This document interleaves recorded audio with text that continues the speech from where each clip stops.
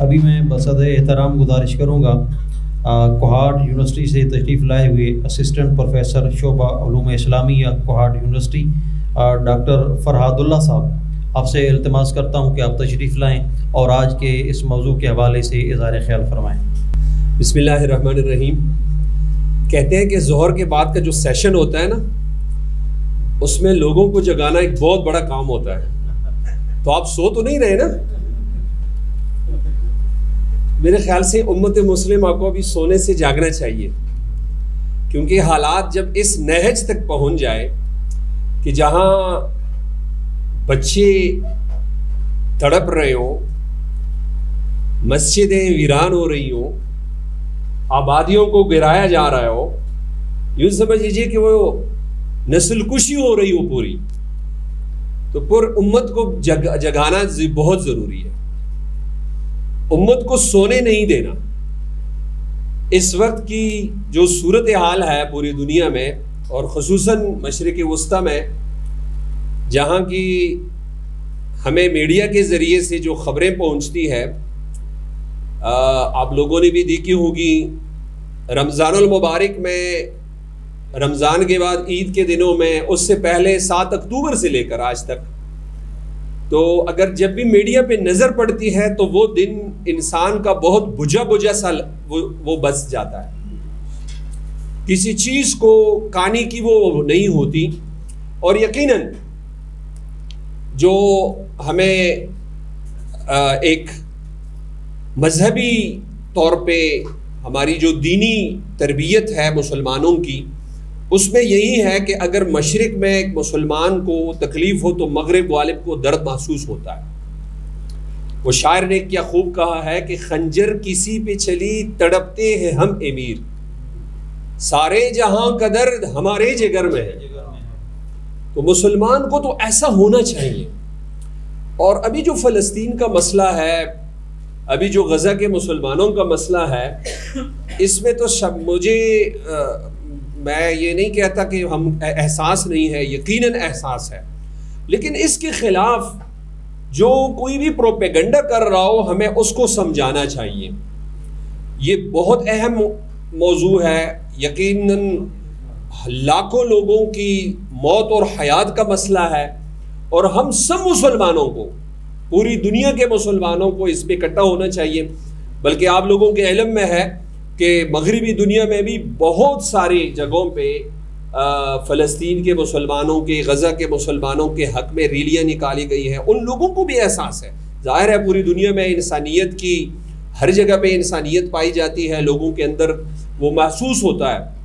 تو جس طرح جنگوں کا ایک سلسلہ ہے کہ جہاں پہ غیر مسلح لوگوں کے ساتھ لڑائی نہیں لڑی جاتی، غیر مسلح لوگوں کو، مذہبی مقامات کو ہمیں دین بھی سکھاتا ہے اور دنیا کے قوانین بھی ہمیں یہی سکھاتے ہیں۔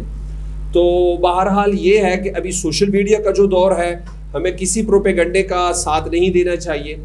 میں ایک چھوٹی سی بات ایڈ کر لوں، بلکہ میں نے تو آتے ہی میں شروع ہوا اور میں نے شکریہ ادا نہیں کیا مفتی گلزار احمد نعیمی صاحب کا کہ اس نے مجھے موقع فراہم کیا، صاحبزادہ ہمارے کاشف گلزار صاحب کا، اور جتنے محترم مہمان گرامی ہیں کہ آج ان سے ملاقات بھی ہوئی، آپ لوگوں سے بھی ہم کلامی کا موقع ملا، یہ میرے لیے بہت بڑی اعزاز کی بات ہے۔ لیکن صرف یہ کہ وہ فلسطین کے مسلمان، وہ تڑپتے ہوئے بچے جب آنکھوں کے سامنے آ جاتے ہیں تو یقین جانیے وہ بہت ساری روایات کو ہم پس پش ڈال دیتے ہیں۔ تو ہم سب کے دلوں کے اندر ایک تڑپ ہے اس وقت امت مسلمہ کو، اور خصوصاً جو جن کے تھوڑا سا بھی احساس ہے یا جن کی اپروچ ہے میڈیا تک، ظاہر ہے جگہ بہت دور ہے ہم سے، لیکن میڈیا کی اپروچ اور میڈیا نے وہ چیزیں ہمارے سامنے کر دی ہیں تو ہمارا دل وہ خون کے حانصر ہوتا ہے۔ تو ہمیں جو بھی ان کی مدد کر لے ان کو ہم اپریشیٹ کرنا چاہیے، جو ان کے خلاف قدم اٹھتے ہوں، جو ان کے ہاتھ اٹھتے ہوں، جو اسلحہ اڑتا ہو، ان کا ساتھ دینا چاہیے، جس صورت میں بھی ہو، جہاں پہ بھی ہو، جو بھی ہو۔ ایک ہندو فلاسفر ہے شنکراچاریہ، اس کا ایک عجیب قسم کا فلسفہ ہے اور بہت ساری چیزیں اس کی ہے، لیکن جو ایک چیز جو بہت مجھے اچھی لگتی ہے ان کی، وہ ایک 4 جملے ہیں کہ دشمن کا دشمن جو ہے وہ دوست ہوتا ہے، دشمن کا دشمن وہ دوست ہوتا ہے، اور دشمن کا دوست دشمن ہوتا ہے. دوست کا دشمن وہ دشمن ہوتا ہے، اور دوست کا دوست وہ دوست ہوتا ہے.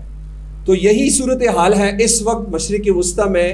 جو بھی اہل فلسطین کے ساتھ، اہل غزہ کے ساتھ ان کی مدد کر رہے ہوں، چاہے وہ غذائی اجناس ہو، یا چاہے وہ اسلحے کی صورت میں ہو، یا چاہے ان کی اخلاقی اہمیت ہو، تو ہمیں ان کا ساتھ دینا چاہیے. اور جو بھی ان کے خلاف ہو، ہمیں ان کے خلاف ہونا چاہیے، اور ان کو یہ بتانا چاہیے کہ دنیا میں یہ لوگ جو معصوم ہے، جو بچے ہیں، جو عورتیں ہیں، ان پہ کوئی کمپرومائز نہیں ہو سکتی. میں آخر میں دوبارہ سے انجینئر حمید حسین صاحب کا، جو خوش قسمتی سے میری ملاقات ہوئی، میرے علاقے کی ہیں لیکن ملاقات اسلام آباد میں ہوئی، ان کا میں شکر گزار ہوں.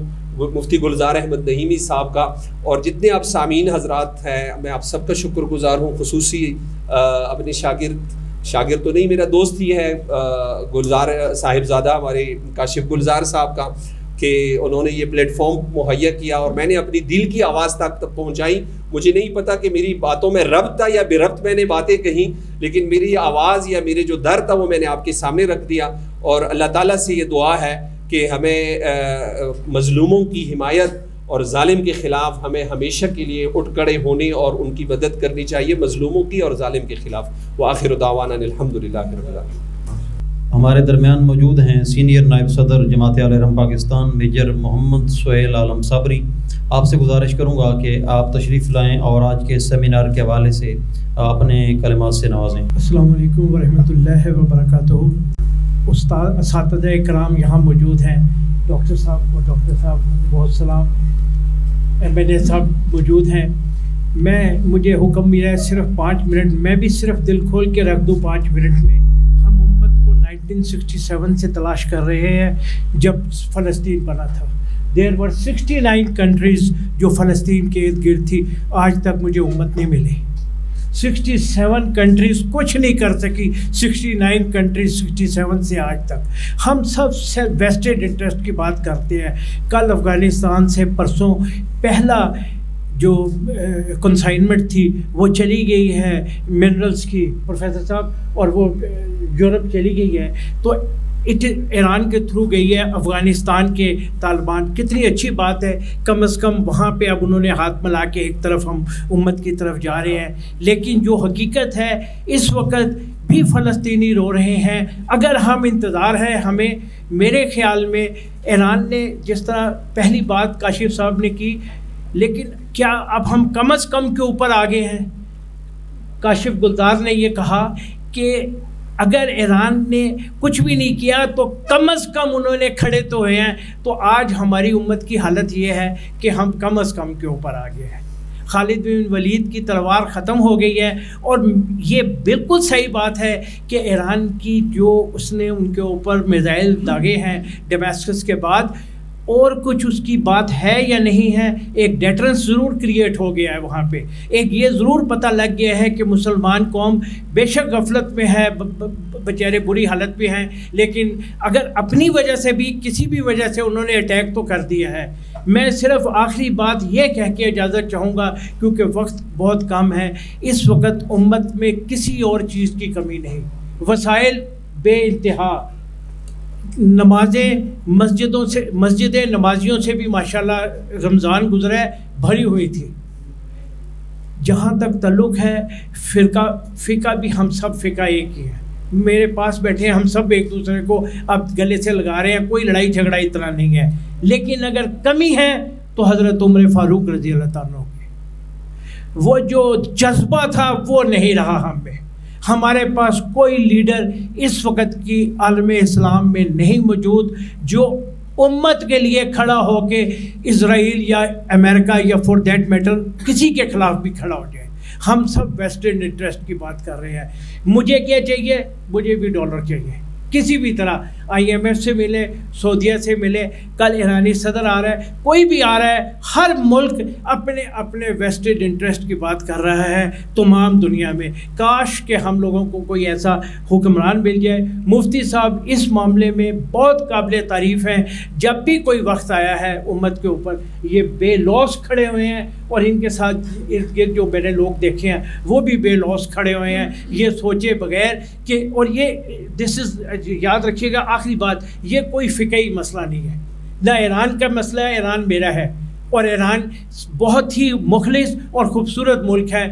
That's all. अस्सलाम वालेकुम व रहमतुल्लाह। मैं गुजारिश करूँगा कायद-ए-आज़म यूनिवर्सिटी से तशरीफ़ लाए हुए सीनियर प्रोफेसर डॉक्टर मुनव्वर साहब, आप तशरीफ़ लाते हैं और आज के सेमिनार मशरिक़ वस्ता की सूरत हाल और इत्तेहाद उम्मत इस हवाले से अपने ख़यालात का इज़हार करते हैं। जनाब प्रोफेसर डॉक्टर मुनव्वर साहब। बिस्मिल्लाहिर्रहमानिर्रहीम।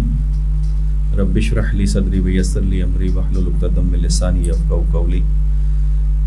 मोहतरम जनाब मुफ्ती गुलजार नईमी साहब, मोहतरम जनाब नासिर शिराज़ी साहब, प्रोफेसर साहिबान, हमीद साहब हमारे MN, आप मेजर साहब, सारे मोहतरम असातिज़ा, हमारे शागिर्द जो यहाँ पे तालीम के साथ मुंसलिक हैं। सबसे पहले तो नईमी साहब मैं आपको मुबारकबाद दूंगा कि जो एक तासुर है हमारे मदारिस का कि वो जो बैनुल-अक़वामी सियासत है, ख़ित्ते की सियासत है, मुल्की सियासत है, उससे दूर दूर उनका वास्ता नहीं रहता।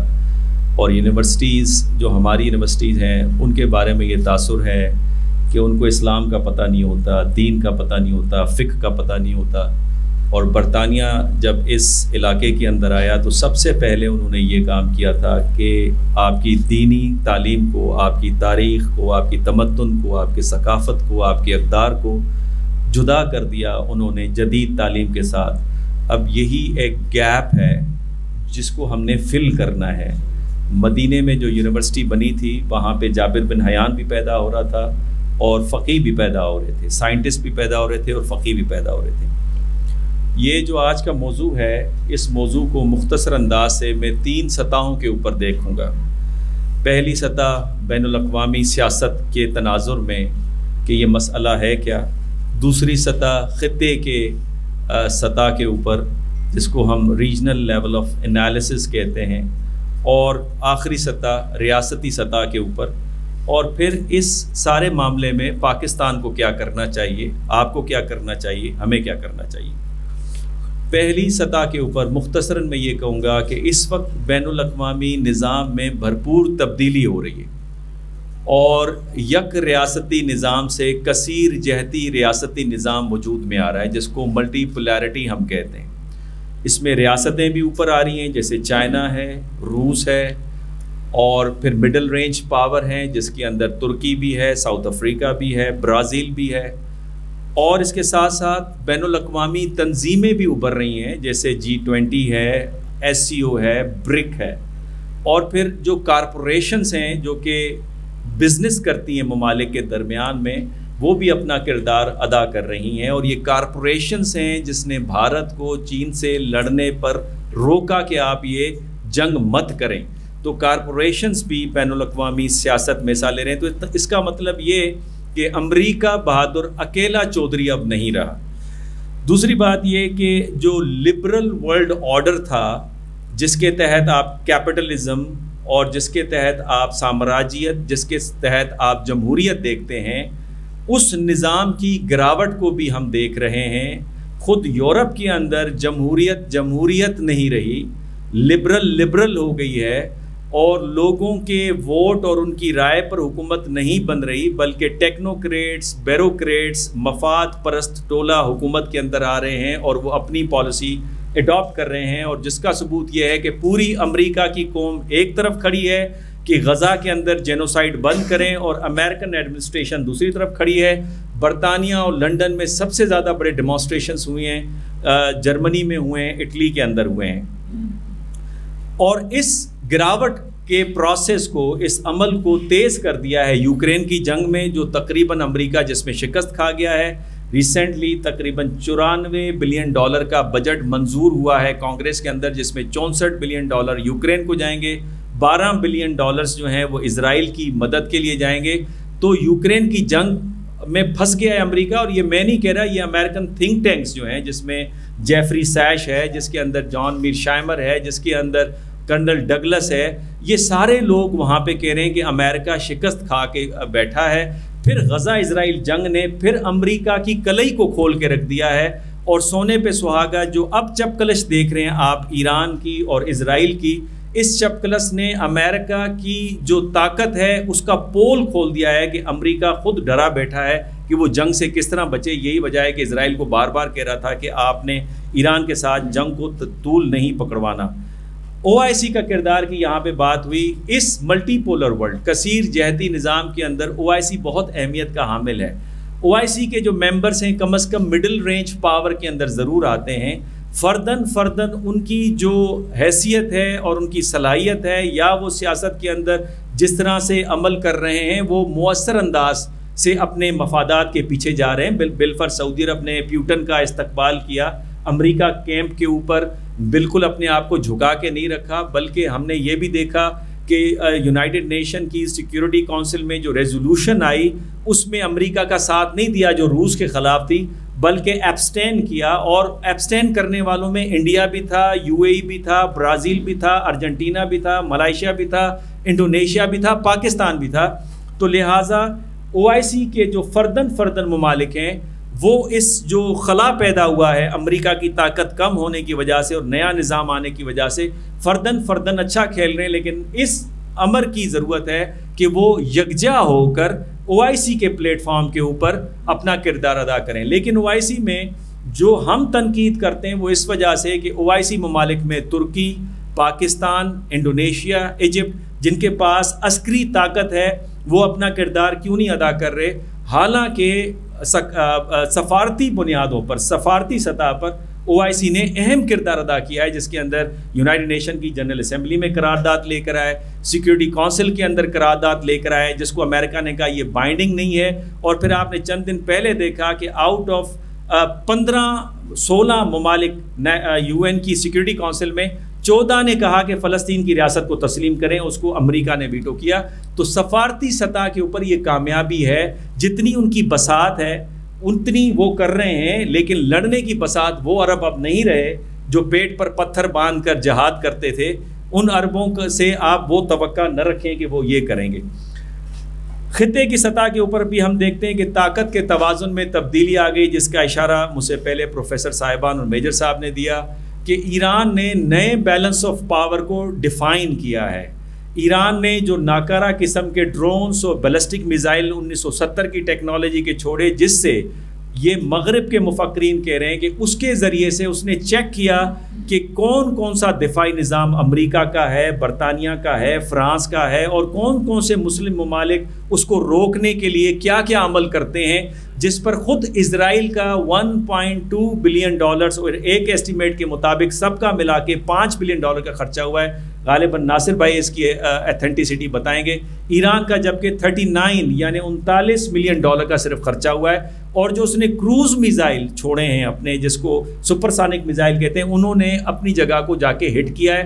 دنیا کا سب سے محفوظ ترین جو اڈا تھا جہاں پہ ان کے F-35 طیارے کھڑے تھے, اس میں 3 لیئر تھی سیکیورٹی کی, خود اسرائیل کی, امریکنز کی, اور کوئی ایک ڈیوڈ نامی کوئی ایک نظام سسٹم بتایا جا رہا ہے, آئرن ڈوم سسٹم ہے.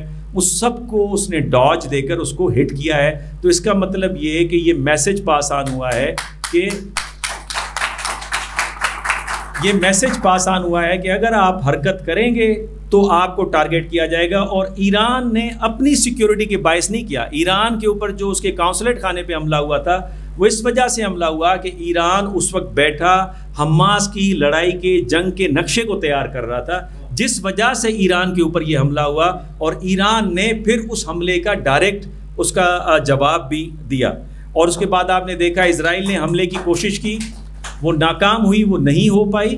اور پھر جھوٹا میڈیا, جس میں ہمارا میڈیا بھی شامل ہے, کہ ویسٹ کے میڈیا نے اٹھایا کہ ایران کے اصفہان پہ ادھر حملے ہو گئے، اور ہمارا میڈیا جس کی کلئی اس طرح کھلتی ہے کہ وہ ایک نیوٹرل سورس سے، ایک غیر جانبدارانہ ذریعے سے خبریں نہیں اٹھاتا، وہ ویسٹ کی طرف دیکھتا ہے، چاہے وہ رشیا کے بارے میں ہو، ایران کے بارے میں ہو، مڈل ایسٹ کے بارے میں ہو، اور فوراً اسے کوٹ کرتا ہے بغیر اس کی تحقیق کرنے کے، اور بعد میں پھر انہوں کو کہنا پڑا کہ یہ خبریں جو ہیں یہ غلط ثابت ہو رہی ہیں۔ ریاستی سطح پر پاکستان کو اگر ہم دیکھیں تو پاکستان جو ہے انتہائی مشکل ترین دور سے گزر رہا ہے، یعنی 71 کا بھی مشکل ترین دور تھا، لیکن جب پاکستان کی تاریخ لکھی جائے گی تو یہ دور سب سے سخت ترین دور قرار پائے گا۔ اس کی وجہ یہ ہے کہ ایک طرف مشرق سے بھارت جو ہے وہ پاکستان کے اندر دہشت گردی کروا رہا ہے، جس کا ذکر میں نہیں کر رہا۔ فیٹف کی رپورٹ ہے جو کہ نومبر 2023 میں پبلش ہوئی، جس میں اس نے کہا کہ بھارت ٹیرر فائنانسنگ کر رہا ہے لشکر احرار، TTP، BLA کو، اور وہ پاکستان کے اندر دہشت گردی کر رہی ہیں۔ دوسری طرف طالبان جو ہیں ہمارے دوست، ان کی گرپ نچلے کیڈر طالبان کے اوپر نہیں ہے، وہاں پہ TTP جو پیس انسٹیٹیوٹ ہے واشنگٹن DC کا، اس کی رپورٹ کے مطابق وہ بھی یہاں پہ آ کے جو ہے TTP جو ہے یہاں پہ حملے کر رہی ہے، جس سے پاکستان کی ساکھ کو متاثر کیا جا رہا ہے۔ اور اس میں بیروت بیسڈ ایک کالمنسٹ ہے جو کریڈل اور مختلف نیوز پیپر کے اندر اس کی سٹوریز چھپتی ہیں، اس کے کہنے کے مطابق جو داعش ہے اس کو بھی امریکنز نے ہیلی کاپٹر سے لفٹنگ کی سیریا سے اور لا کے افغانستان میں چھوڑا، تاکہ اس پورے خطے کے اندر بدامنی ہو، اور جو CPEC ہے، BRI ہے، معاشی ترقی ہے، ہم آہنگی ہے، اس کو برے طریقے سے متاثر کیا جائے، اور افغانستان ذریعہ نہ بنے جڑنے کا۔ ایران، چائنا، پاکستان، ترکی، روس، ان کے جڑنے کا ذریعہ نہ بنے جو افغانستان کے اندر اتنا فساد پیدا کریں، پاکستان کے علاقوں کے اندر فساد پیدا کریں۔ تو مشکل ترین طور اندرونی طور پہ سیاست کا حال آپ دیکھ رہے ہیں، جو حکومت آپ کے سامنے آئی ہے اس کو عوام تسلیم کرنے کو تیار نہیں ہے۔ معاشی طور پہ آپ کی بدحالی کا عالم یہ ہے کہ جون 2023 سے اپریل یعنی اس مہینے کی 2024 تک تقریباً 5.5 ٹریلین روپیز پاکستان کی حکومت قرضہ لے چکی ہے کمرشل بینکوں سے، اور اس کے نسبت پچھلا فائنانشل جو ایئر تھا آپ کا، اس کے اندر یہ تعداد 2.9 ٹریلین کی تھی، تو تقریباً نصف سے زیادہ جو ہے انہوں نے یہ قرضہ لے لیا ہے۔ عسکری لحاظ سے آپ دیکھتے ہیں کہ ہماری فوج جو ہے وہ ادھر ادھر پھنسی ہوئی ہے، اور تاثر کے لحاظ سے پاکستان پوری دنیا کے اندر جو تاثر ہے اس کا IMF کی آپ نے رپورٹ دیکھی جو پاکستان کو دبانے کے لیے پیش کی گئی، کہ پاکستان ان 6 ممالک کے اندر شامل ہیں جو جنگ زدہ ہیں، تاکہ باہر سے لوگ آگے اس میں انویسٹمنٹ نہ کریں، جس میں سوڈان بھی ہے، جس میں صومالیہ بھی ہے، جس میں یمن بھی ہے، جس کے اندر عراق بھی ہے، اس میں پاکستان کا نام ڈال دیا ہے۔ اب پاکستان کا جو اصل مسئلہ ہے وہ پاکستان کی ایلیٹ ہے، جسے میں کہتا ہوں پاکستان کی اشرافیہ۔ یہ پاکستان کی وہ اشرافیہ ہے جس کے بارے میں ورلڈ بینک یہ کہہ رہا ہے کہ پاکستان کی آمدنی ہے $60 بلین، پاکستان کا خرچہ ہے $80 بلین، $20 بلین پاکستان کا خسارہ ہے، $30 بلین آپ دنیا میں چیزیں بیچ کر کماتے ہیں، $30 بلین پاکستانی باہر مزدوری کر کے خون پسینے کے پیسے پاکستان میں بیچتے ہیں، $20 بلین MNA صاحب، $20 بلین میں سے $17.5 بلین ہمارے اشرافیہ کی عیاشیوں کے اوپر خرچ ہوتا ہے، اور یہ عیاشیوں کو کم کرنے کے لیے تیار اس حوالے سے آپ کو نظر نہیں آتے۔ تو لہٰذا پاکستان کو کے پاس آپشن کیا ہے؟ پہلا آپشن یہ ہے، ہمیں سمجھنا ہوگا کہ امریکہ بہادر اس وقت دنیا کا چودھری نہیں ہے، لہٰذا امریکہ سے ڈرنے کی ضرورت آپ کو نہیں ہے۔ دنیا کے اندر خلا ہے، مختلف ممالک ہیں، وہ اپنی ساکھ کو قائم و دائم کر چکے ہیں، جس میں ایران بھی ہے، چائنا بھی ہے، روس بھی ہے، نارتھ کوریا بھی ہے، جن پر امریکہ نے پابندیاں لگائی وہ اپنے قدموں کے اوپر کھڑے ہو گئے، سوائے ان ممالک میں جہاں امریکہ نے جا کے حملہ کیا، جس طرح شام ہے، جس طرح سے لیبیا ہے۔ دوسرا یہ کہ جو معاشی بدحالی ہے امریکہ کی، اس نے امریکہ کی صلاحیتوں کو بھرپور طریقے سے ختم کر دیا ہے۔ IMF کی رپورٹ کے مطابق جس تیزی سے امریکہ قرضوں کی طرف جا رہا ہے وہ انتہائی خطرناک ہے، پورے دنیا کے معاشی نظام کا بڑا غرق کر دے گا، اور ان کا کہنا یہ ہے کہ امریکہ ڈیفالٹ کے قریب کھڑا ہوا ہے۔ ہر 90 دن میں 1 ٹریلین یعنی $1000 بلین امریکہ پہ قرض چڑھ رہا ہے. امریکہ کا دفاعی بجٹ سے زیادہ بجٹ اس کے قرضوں کی مد میں جو سود دینا ہے اس کی رقم زیادہ ہے، جو کہ $870 بلین ہے. امریکہ کا دفاعی بجٹ $822 بلین ہے. تو امریکہ کے اوپر اب تک $36 ٹریلین قرضہ ہے، جبکہ اس کی جی ڈی پی جو ہے وہ 24 سے 28 ٹریلین کی ہے. یعنی اس کی تقریباً اپنی آمدنی کا 140 سے لے کر 123% تک وہ مقروض ہے. تو امریکہ دوبارہ اس حالت میں اٹھنے جوگا نہیں ہے. تیسری بات یہ، جس طرح میں نے جس کا پہلے بھی حوالہ دیا، کہ جو سینکشنز جن ممالک پہ لگے ہیں، ابھی ایران کے صدر آ رہے ہیں اور دھمکی دیے کہ ہم سینکشنز لگا دیں گے. پاکستان کو جو 4 کمپنیاں مدد کر رہی تھی میزائل ٹیکنالوجی میں، ان کے اوپر سینکشنز لگائے گئے ہیں. اس کا ایک پس منظر ہے، وہ میں بیان نہیں کروں گا کیونکہ ٹائم نہیں ہے. لیکن ان سینکشن سے بھی ہمیں ڈرنے کی ضرورت نہیں ہے، کیونکہ سینکشنز لگیں گے تو آپ خود انحصاری کی پالیسی میں چلیں گے. جب تک آپ خود انحصاری پہ نہیں آئیں گے آپ کبھی بھی ترقی حاصل نہیں کریں گے. اس کے علاوہ چوتھی میری یہ ہے کہ امریکہ کے ساتھ آپ ورکنگ ریلیشن شپ رکھ سکتے ہیں، اسٹریٹجک پارٹنرشپ نہیں کر سکتے. امریکہ کی محبت میں مجنو بننے کی ضرورت نہیں ہے. لیلا کا مجنو بھارت ہے، اس وقت لیلا کا مجنو اسرائیل ہے. آپ کے اسٹریٹجک پارٹنرشپ یا چین سے ہو سکتی ہے، ایران سے ہو سکتی ہے، سعودی عرب سے ہو سکتی ہے، روس سے ہو سکتی ہے، ترکی سے ہو سکتی ہے. آپ کی ان کے ساتھ نہیں ہو سکتی. تو ورکنگ ریلیشن شپ ضرور رکھیں، وہ ضروری بھی ہے، لیکن پارٹنرشپ اس طرف نہ جائیں. آخری بات یہ کہ پاکستان کا جو ایلیٹ ہے، جس کی میں نے آپ کو مثال دی، اس میں اس ایلیٹ کو دیکھا دیکھی جو آپ کی بیوروکریسی ہے، 17 18 19 20 گریڈ کے جو افسران ہیں، وہ اپنے بچے امریکہ بھیجتے ہیں پڑھنے کے لیے، ان کی نیشنلٹی حاصل کرتے ہیں، اور نتیجہ یہ ہوتا ہے کہ یہ پاکستان کے رازوں کو بیچتے ہیں. میں آپ کو 2 مثالیں دے سکتا ہوں کہ میرے پروفیسر جب امریکہ میں پاکستانی ایمبیسی میں کام کر رہے تھے تو انہوں نے بتایا کہ امریکن نے میگنیٹ رنگ ہوتا ہے جو کہ نیوکلر پروگرام میں سینٹریفیوج کے عمل کو تیز کرتا ہے، وہ ہم نے چائنا سے خریدی. اس کی اصلی رسیدیں امریکہ کے ہاتھ میں تھی. کس نے دی؟ جارڈن کے ساتھ ہمارا سیکیورٹی ایک کوآپریشن تھا، اور وہ کوآپریشن لیک ہوا، اور اس کے نتیجے میں امریکہ نے بے نظیر کو یہاں پہ مروایا، جس کی خبر ہاٹ لائن پہ مشرف صاحب کو دی گئی تھی. تو وہ خبر ایمبیسی سے کس نے لیک آؤٹ کی؟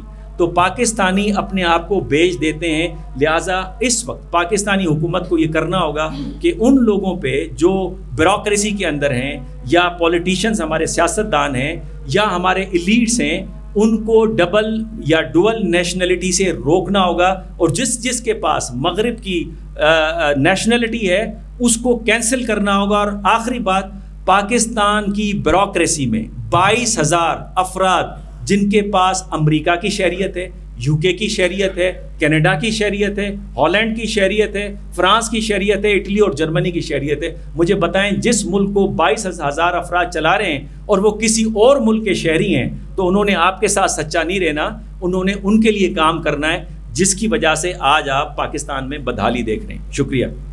میں گزارش کروں گا ڈاکٹر پروفیسر شکیل صاحب، سینئر استاد مکرم جامعہ محمدیہ اسلام آباد، آپ تشریف لائیں اور آج کے اس سیمینار کے حوالے سے گفتگو فرمائیں. اور آج کے اس سیمینار میں اظہار خیال فرمائیں جناب محترم المقام انجینئر حمید حسین، ممبر قومی اسمبلی. اعوذ باللہ من الشیطان الرجیم، بسم اللہ الرحمن الرحیم، نحمدہ و نصلی علی رسولہ الکریم، اما بعد. قدردانم نعیمی صاحب، دوسرے دیگر معززین، السلام علیکم. وَاعْتَصِمُوا بِحَبْلِ اللَّهِ جَمِيعًا وَلَا تَفَرَّقُوا. سننے میں آتا رہتا ہے، میرے خیال میں ہر بچہ اس کا ترجمہ بھی جانتے ہیں.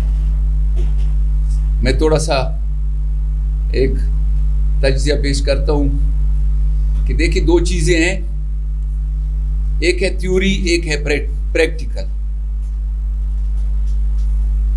تھیوری یہ ہے کہ جس طرح ایک 2 بندے مثلا ایک دوسرے کو کہتے ہیں کہ چائے کیسے بناتے ہیں، اس کو کہتا ہے کہ اس کے لیے آگ کی ضرورت ہے، وہ لکھتا رہتا ہے. پتیلے کی ضرورت ہے، وہ لکھتا ہے. پانی چاہیے، چینی چاہیے، دودھ چاہیے، وہ لکھتا رہتا ہے. آخر میں وہ اس کو کہتا ہے کہ چائے تیار ہو گئی. اب یہ چائے تیار ہو گئی، یہ تھیوریٹیکل تیار ہو گئی، تھیوری، چائے کی تھیوری لکھ لی گئی. اب آپ پئیں گے کب؟ جب اس کا آپ پریکٹیکل کریں گے. پریکٹیکل کیا ہوگا؟ پتیلا اٹھائیں گے, آگ جلائیں گے, یہ سب کچھ کر کے آپ کی چائے تیار ہو جائے گی. اسی طرح ہمارے پاس قرآن مجید ہے, یہ ایک تھیوری ہے. اب دنیا کی کون سی ایسی چیز ہے جو اس قرآن میں نہیں ہے؟ لیکن افسوس ہم نے تھیوری تک رکھا ہوا ہے اس کو. جیسے میں نے آیت پڑھی, سارے پڑھ رہے ہیں, لیکن تھیوری کی حد تک. عمل کب ہوگا؟ جب ہم پریکٹیکل ہی چیز دکھائیں گے. اب قرآن ایک تھیوری, اس میں کون سی ایسی چیز ہے جس میں نہیں ہے؟ قرآن میں ہر چیز ہے, لیکن ہم نے وہ تھیوری تک ہی رکھا ہوا ہے. پریکٹیکلی ہم اس پہ کوئی عمل نہیں ہے. اگر ہم اس چیز کو پریکٹیکل پہ لے آئیں تو یہ اتحاد امت, یہ آپ کا اسلام کا دشمن, یہ مشرق وسطیٰ کے معاملات, میں کہتا ہوں کہ اگر مسلمان صرف اس پر عمل کریں اور اس کو پریکٹیکل حالت میں لے آئیں تو پوری دنیا میں کہتا ہوں اس کا مقابلہ نہیں کر سکیں گے. لیکن افسوس کی بات یہ ہے کہ ہم نے محدود رکھا ہے اس کو تھیوری تک.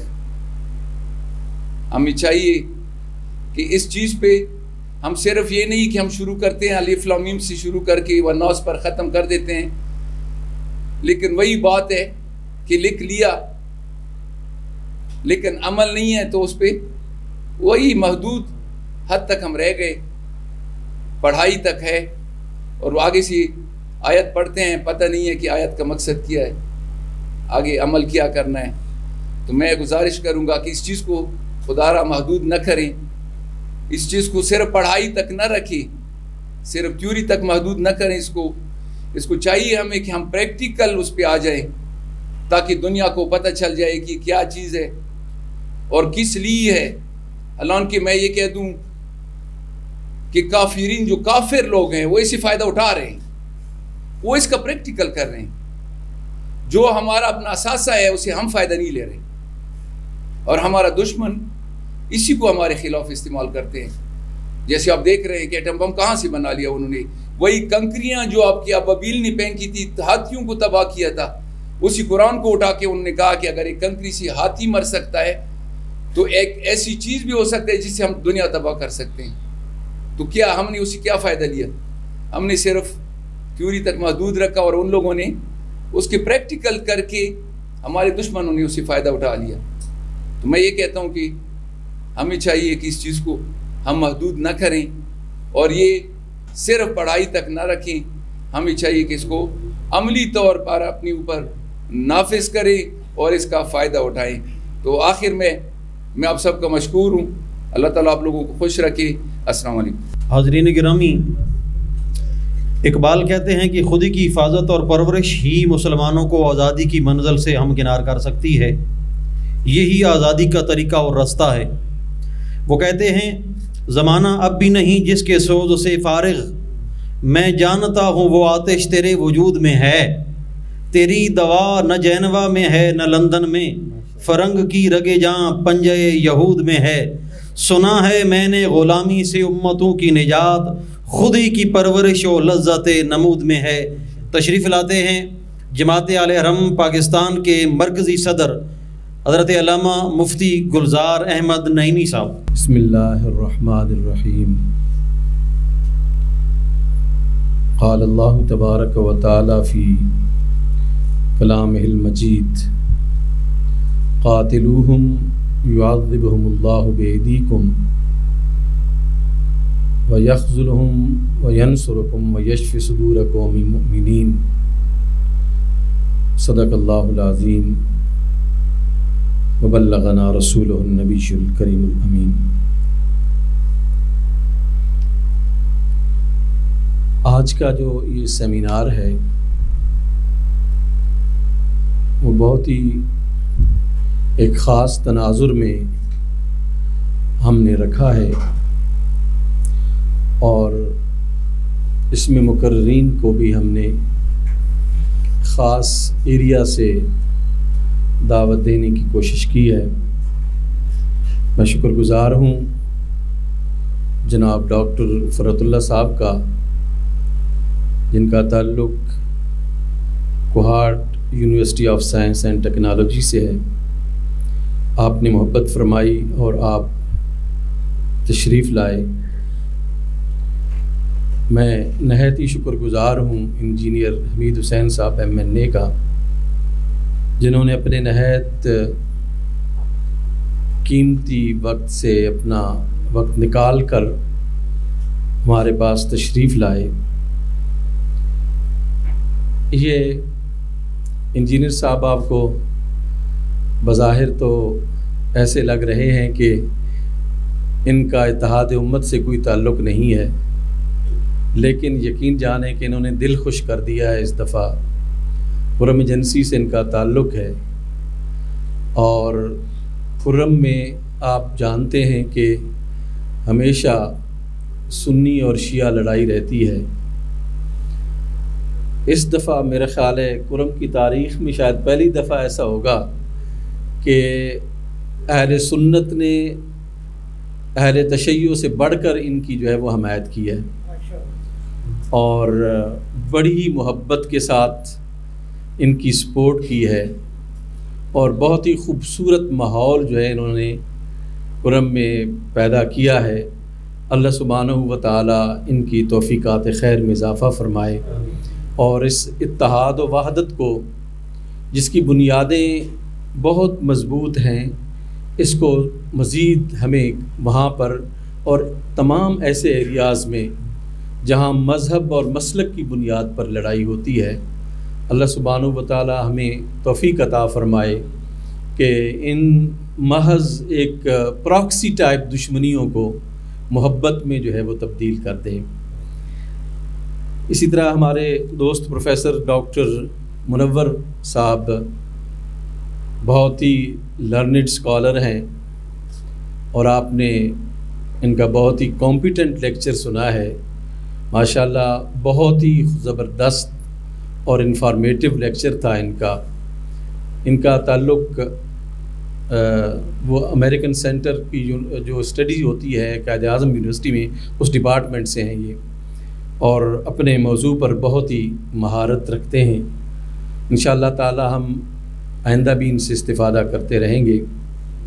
ہماری محفل کی بہار اور ہمارے یار غار جناب، آپ بھی پروفیسر ہیں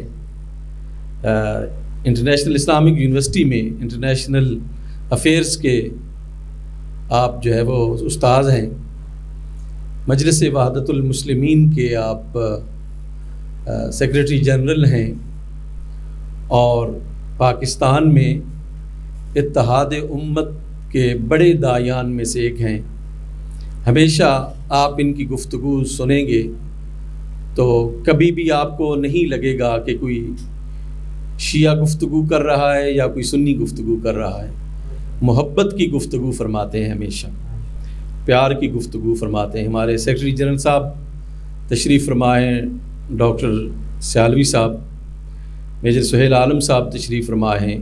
اسی طرح دیوبند مکتبہ فکر سے ہمارے پاس جو ہے وہ تشریف لائے تھے ڈاکٹر مفتی شکیل صاحب، ہمارے ساتھ بہت سارے پروگرامز میں، ٹی وی پروگرامز میں اکٹھے ہوتے ہیں اور بڑی محبت فرماتے ہیں۔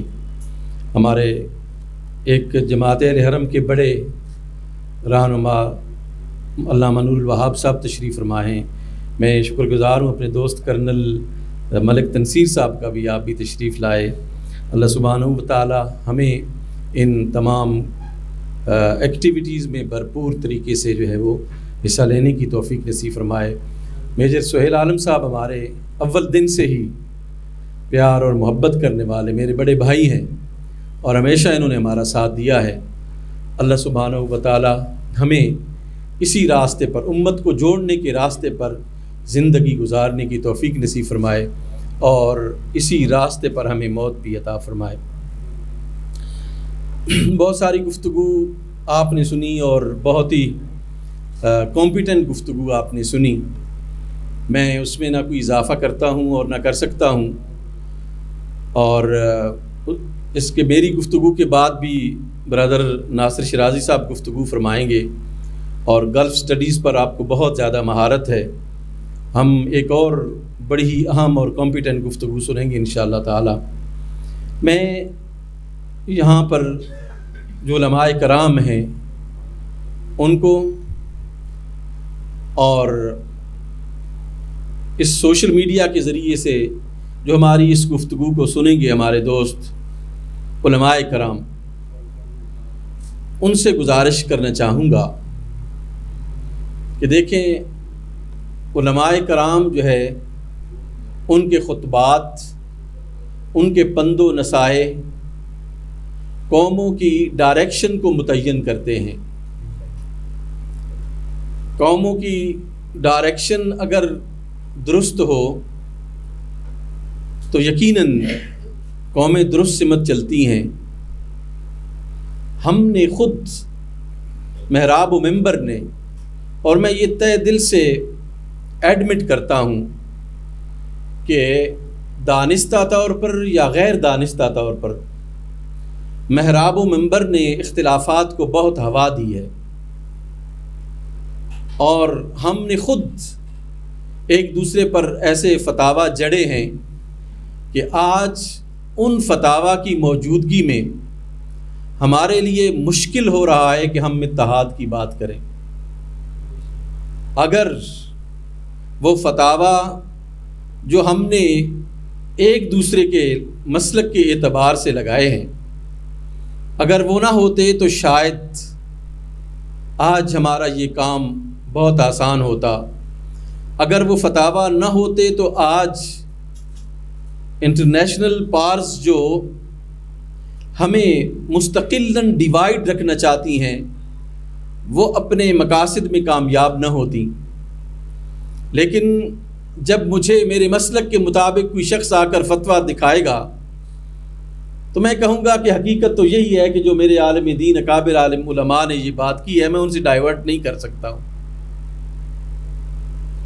اور یہ سب سے بڑی مشکل ہے ہمارے لیے. علماء کرام ان مشکلات کو دیکھ کر ایسی درمیانی راہ نکالیں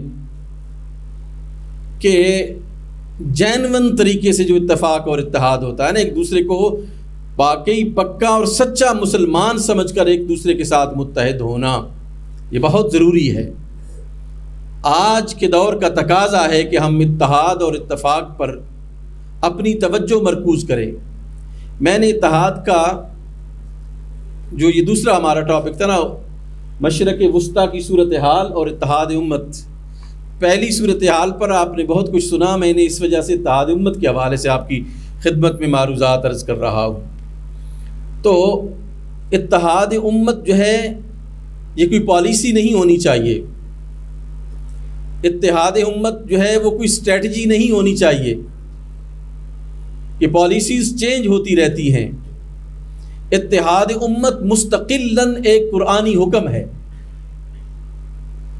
جس حال میں بھی ہو ہمیں اتحاد امت کے اس فریضے کو سر انجام دینا ہے اور اختلافات کو ختم کرنے کا بھی حکم قرآن مجید میں ہی اللہ سبحانہ و تعالیٰ نے دیا ہے. انجینئر صاحب نے جو آیت مبارکہ پڑھی وَاعْتَصِمُوا بِحَبْلِ اللَّهِ جَمِيعًا، کہ اللہ کی رسی کو مضبوطی سے تھامو، یہ اتحاد کا حکم ہے. آگے تفرقہ نہ پیدا کرنے کا بھی حکم ہے وَلَا تَفَرَّقُوا، یہ فرقہ بھی تفرقہ بھی پیدا نہ کرو. یعنی جس طرح پہلا حکم امر کا ہے، دوسرا حکم بھی نہیں کی صورت میں امر کا ہی ہے کہ جس طرح تم اتحاد اور اتفاق پیدا کرو اسی طرح تم تفرقہ بازی سے اپنے آپ کو دور رکھو. اس وجہ سے ہمیں ایک جھنڈے تلے جمع ہونا چاہیے، اور وہ جھنڈا کیا ہے؟ وہ قرآن کا جھنڈا ہے. وہ جھنڈا لا الہ الا اللہ محمد رسول اللہ کا جھنڈا. اس بنیاد پر ایک ایسا جھنڈا جو لا الہ الا اللہ محمد رسول اللہ کا جھنڈا ہے.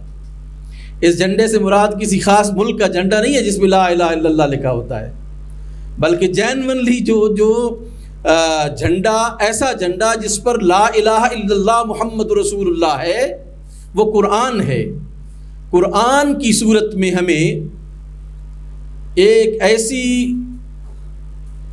ایسی اسٹریٹجی اپنانی ہے کہ ایک مستقلاً اتحاد جو ہے وہ ہمارے اندر ڈیولپ ہو. آج لوگوں نے ضرورت کا احساس کیا ہے. ایک وقت تھا کہ ضرورت کا احساس نہیں تھا، جب سب لوگوں نے ماریں کھائیں، بڑے بڑے ہمارے اجل علماء کرام شہید ہوئے، اس اختلافات کی نظر ہوئے.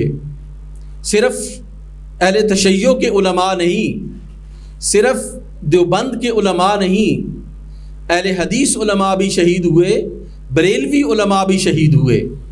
تمام علماء کرام کو جو اتحاد و وحدت کی بات کرتے تھے، جو امت کو جوڑنے کی بات کرتے تھے، ان کو شہید کیا گیا.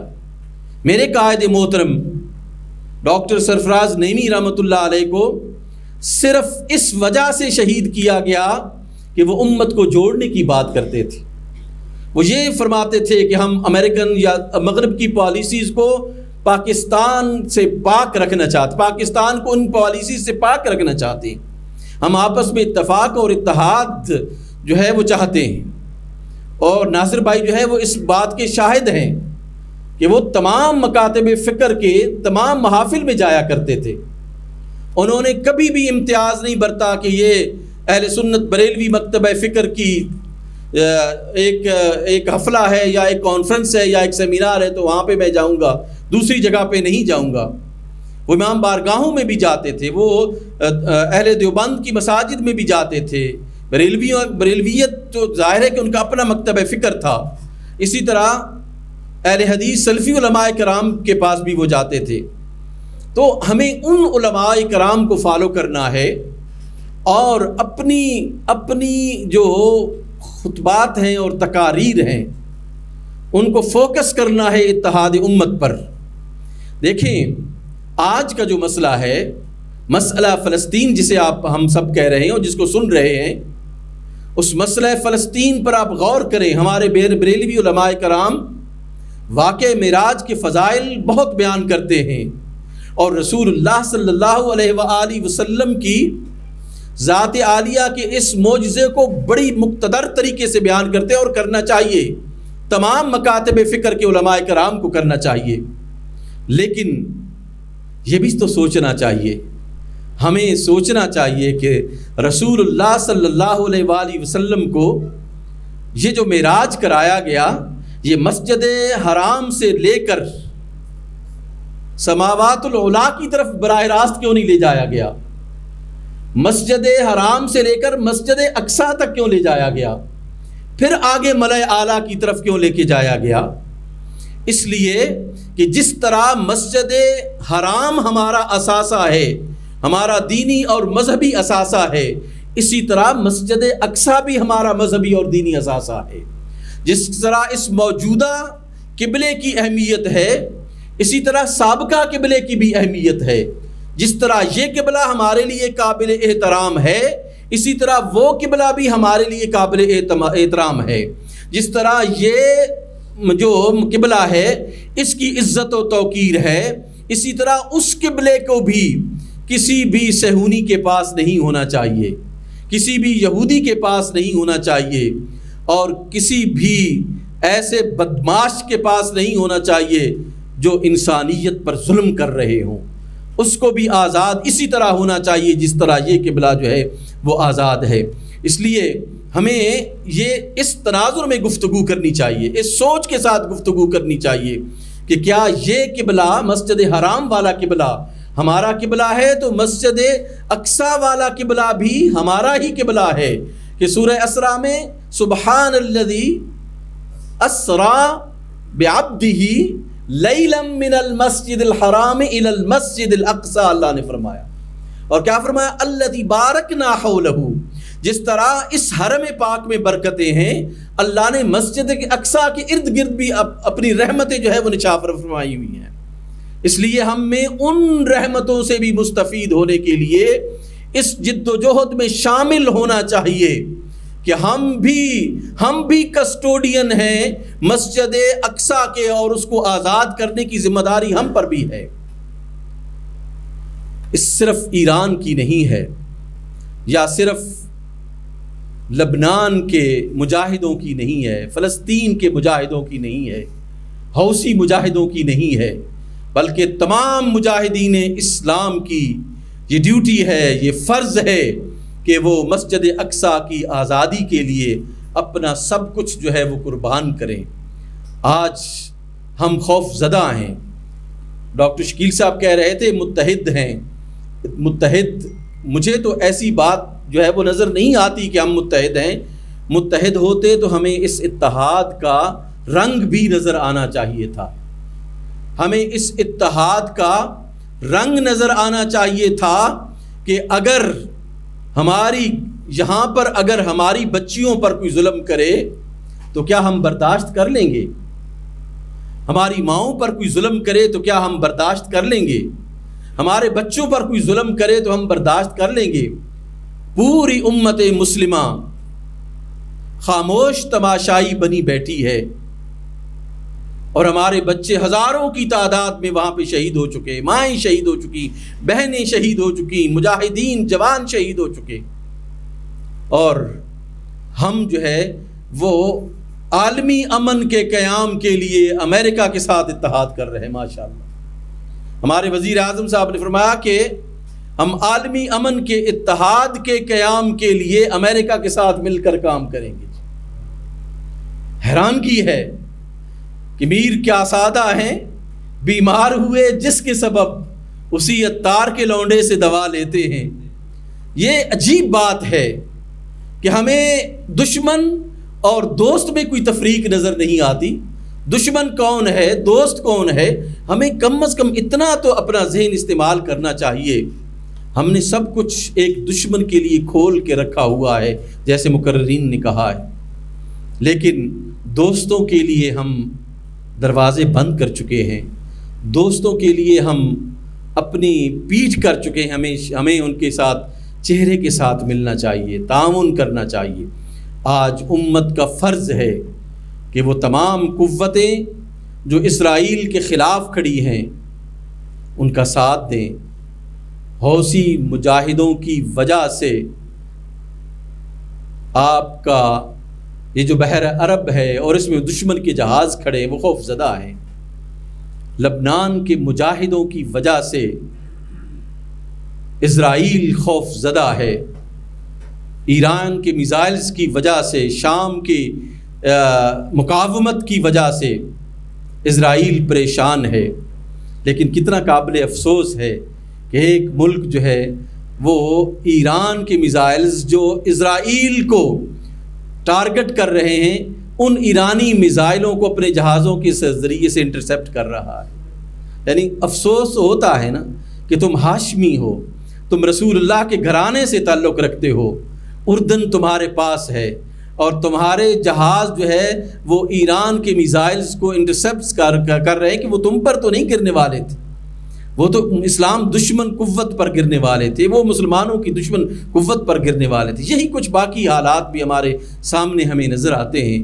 تو اللہ سبحانہ و تعالی ہمیں اپنی ذمہ داریاں نبھانے کی توفیق نصیب فرمائے، اور علماء کرام کا یہ فرض ہے کہ محراب و منبر سے حق بات نکلنی چاہیے اور درست بات نکلنی چاہیے، جو قرآن و سنت کے مطابق ہو وہ بات نکلنی چاہیے۔ ہم اللہ کے رسول کے سامنے قیامت کے دن اسی صورت میں سرخرو ہوں گے، وگرنہ ہمارا نام اللہ نہ کرے علماء کرام کا نام خائنوں میں لکھا جائے کہ جس قرآن کی تم تلاوت کرتے تھے اس کے پیغام کو اپنایا، اس کے پیغام کو دنیا تک پہنچایا۔ اگر ہم نے نہیں کیا ایسا تو ہم اپنے دین کے ساتھ، اپنے رب کے ساتھ، اپنے نبی کے ساتھ دھوکہ کر رہے ہوں گے۔ اللہ سبحانہ و تعالی ہمیں اس سے بچائے اور امت مسلمہ کی خیر فرمائے۔ وما علینا الا البلاغ۔ سیمینار ہے مشرق وسطیٰ کی موجودہ صورتحال اور اتحاد امت۔ ہمارے مہمان مقررین میں سے ایک مہمان باقی ہیں انٹرنیشنل اسلامک یونیورسٹی اسلام آباد سے محترم المقام پروفیسر ناصر شیرازی صاحب، آپ تشریف لاتے ہیں اور آج کے سیمینار کے حوالے سے گفتگو کرتے ہیں۔ اعوذ باللہ من الشیطان الرجیم، بسم اللہ الرحمن الرحیم۔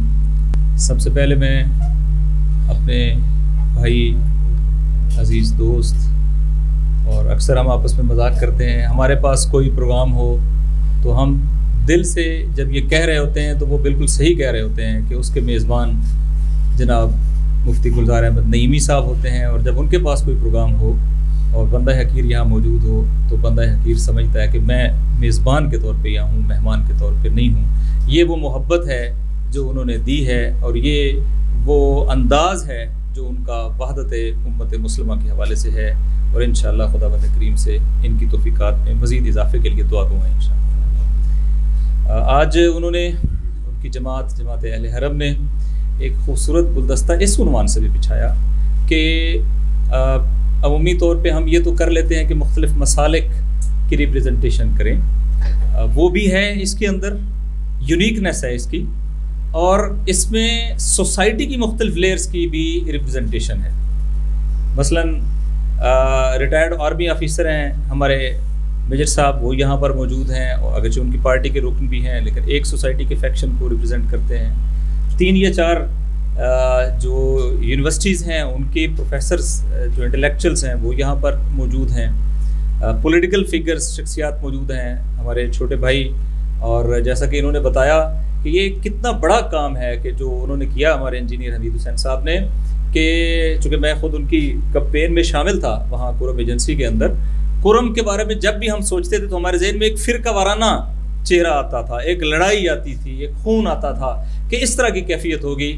آج کا کرم اور آج کی جو پولیٹیکل ڈائنامکس ہیں وہ بالکل چینج ہو گئی ہیں، اور ایک گاؤں ہے سدا کہ جہاں سے جو ہے وہ ہمیشہ سے لاشیں جایا کرتی تھیں، جہاں سے ہمیشہ سے فساد ہوا کرتا تھا، آج وہاں وحدت کی یہ صورتحال ہے کہ مجلس وحدت مسلمین کے کینڈیڈیٹ انجینئر حمید حسین صاحب نے وہاں پہ کوئی اہل تشیع نہیں ہے، وہاں سے انہوں نے ون کیا ہے، اور انشاءاللہ تعالیٰ ون کرنے کے بعد یہ وہاں پر اپنی سپورٹ، اپنا رول جو ہے وہ بھرپور پلے کریں گے، اور ان کی ویلفیئر کے لیے بھرپور طریقے سے اپنا کردار ادا کریں گے انشاءاللہ تعالیٰ۔ تو بیریئرز ٹوٹ گئے ہیں اب الحمدللہ۔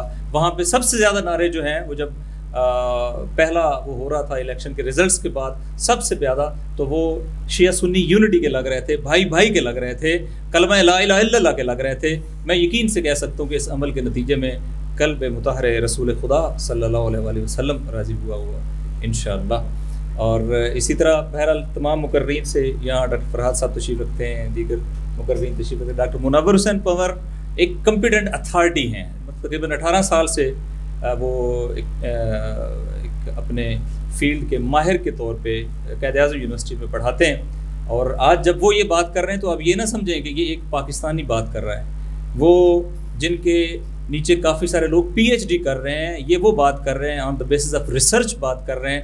بس اگر وہ یہ کہہ رہے ہیں کہ امریکن امپیریلزم جو ہے وہ اپنے ڈکلائن کی طرف جا رہی ہے، تو آپ یقین کریں کہ یقینی طور پہ ایسا ہو رہا ہے۔ اور اسی طریقے سے آپ باقی سب دوستوں کا بھی کہ جنہوں نے، جیسا کہ مذہبی یونیورسٹیز کے ہمارے پروفیسر جو ہیں وہ بھی شامل تھے، تو اس سے ہمارا کانفیڈنس اور یہ جو رابطہ ہے یہ بہت زیادہ بڑا ہے۔ اور جو موضوع ہے، میں اس موضوع پہ ایک بار پھر داد دینا چاہوں گا۔ ہم نا 1000 چیزوں میں مصروف ہیں، ہم سمجھتے ہیں کہ ایک دن ہم نے اپنا فلسطینیوں کے لیے کوئی پروگرام کر دیا تو حق ادا ہو گیا۔